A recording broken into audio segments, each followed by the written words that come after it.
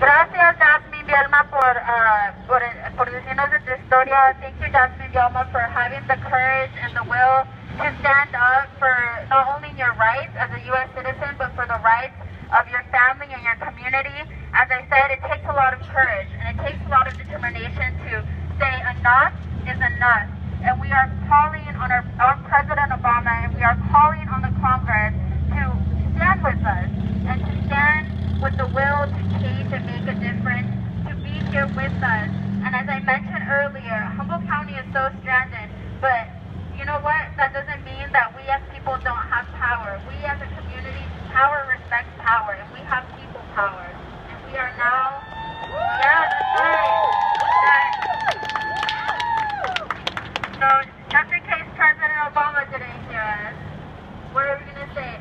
The people united will never be divided. The people united will never be divided. The people united will never be divided. The people united will never be divided. Obama, escucha, estamos en la lucha. Obama, escucha, estamos en la lucha. Obama, escucha, estamos en la lucha. Obama, escucha, estamos en la lucha. Obama, escucha. Sí, sí se puede. Yes, we can. I now would like to welcome Juan Samaniego, who is also a community member and a community leader. He will be sharing a little bit about how his experience has been with immigration, how it has either affected him on a personal level or how he has seen this as an unjust issue in our society.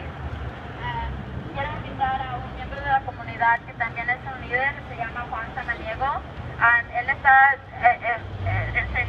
Nos va a decir un poco de cómo inmigración ha impactado a su familia. Entonces, otra vez, como dije antes, y lo podíamos decir un aplauso. As I mentioned earlier, if we could applaud Juan Samaniego, right? It takes a lot of courage to stand here, and it takes a lot of courage to also be here as a community and show the support that we have been long denied. So thank you again, Juan. The people united will never be divided. The people united will never be divided. The people united will never be divided. How's everybody feeling right now? I'm a student at HSU. I'm a member of NCFI, and I came to represent our community. My family has also been affected by the immigration policies and the economic policies that also make us get here to the United States. So they try to blame it on us for immigrating over here, but they're the ones that cost us. So, I'm here.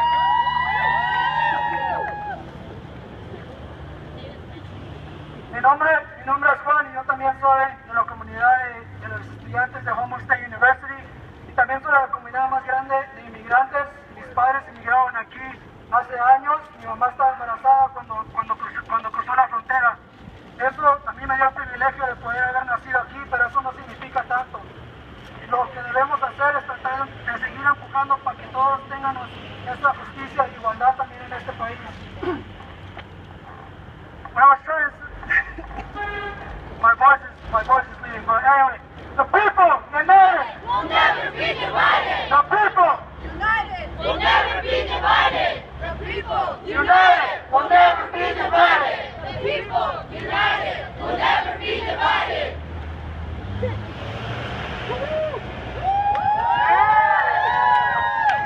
So before I continue for our next speaker, I kind of want to share a little bit about myself, right? It's only fair that if I'm welcoming other people to stand here, I say why this issue has affected me and has really driven me to what a lot of people would consider some really crazy things. I migrated to the U.S. when I was about 3 years old. The U.S. has also now become my country, and I say my country because if I myself were to go back to my country of origin, I would feel left out. I would feel that as though I didn't belong here, and it really makes me question where I belong as a person. And when you really think about how stripped you become of your own identity and how much these type of policies do for yourself, you think, who am I? Like, how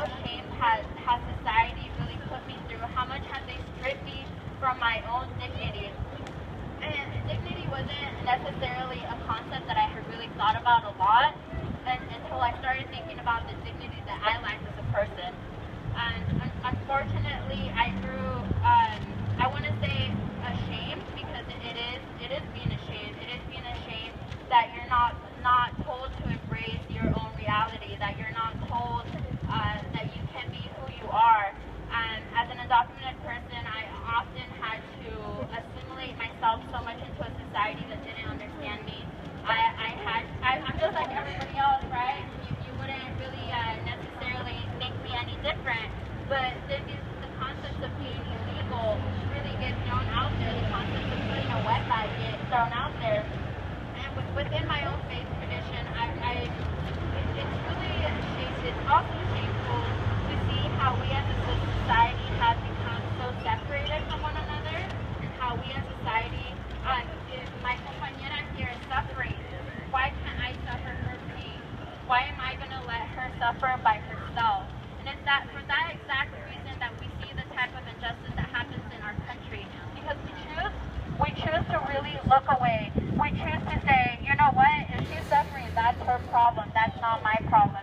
But what I challenge every single person in here is to take a look around and really see each other for who we are, and that's as human beings. To really notice that if she's crying, I'm going to ask her why she's crying. I'm not just going to let her stand there and cry by herself.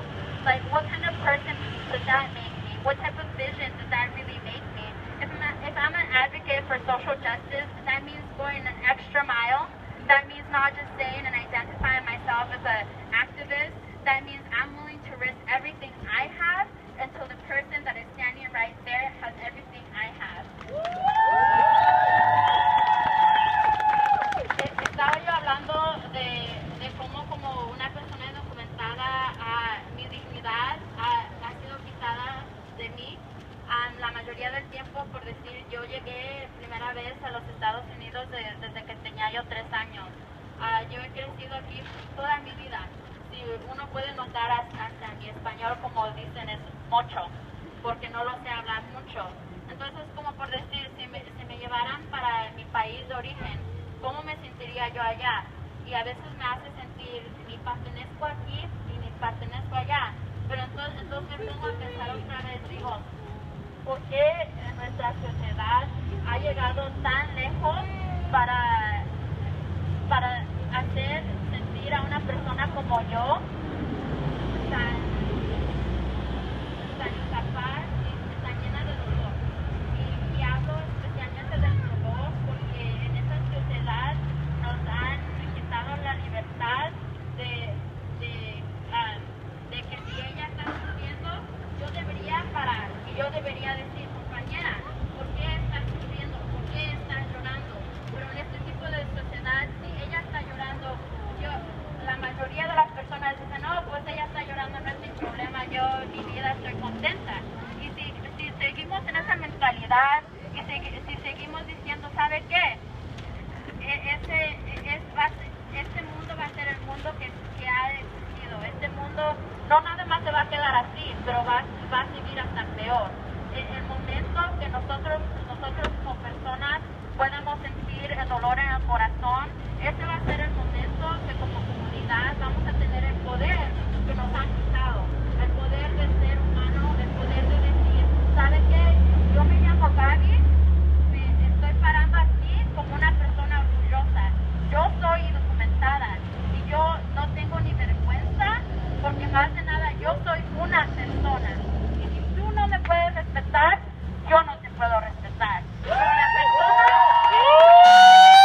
persona que sí me respeta, con ella sí me voy a agarrar manos. Y vamos a caminar juntos hasta que esta sociedad sea la sociedad que nosotros, como personas que nacimos sin maldad, vamos a ver esa visión de un mundo justo, de un mundo que traiga el amor para atrás. Ahora quiero invitar a nuestra compañera Melissa Lopez. So I want to now invite Melissa Lopez to speak a little bit about her